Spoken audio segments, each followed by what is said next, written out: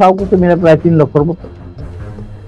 3 লক্ষ যদি বললো 3 মিলিয়ন, 3 লক্ষরে বানায় ফেলাইলেও 3 মিলিয়ন।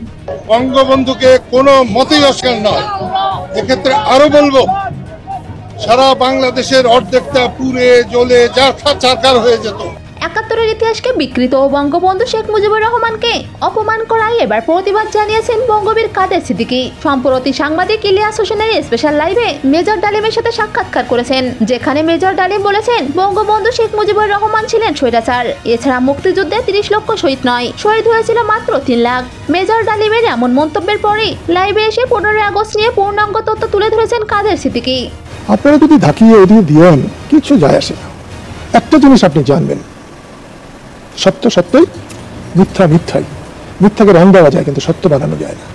বঙ্গবীর কাদের সিদ্দিকী জানান, বঙ্গবন্ধুকে নিয়ে ষড়যন্ত্র দীর্ঘস্থায়ী নয়। এসব ষড়যন্ত্র করে আওয়ামী লীগের নেতাকর্মীদের দমিয়ে রাখা যাবে না। তাদের বর্তমানে দুঃসময় চললেও তারা ঘুরে দাঁড়াবে। আওয়ামী লীগের নেতাকর্মীদের কিচ্ছু হবে না। বঙ্গবন্ধুর হত্যার মধ্য দিয়ে যে বিপর্যয় এসেছিল, এটা তার চেয়ে বড় বিপর্যয় নয়।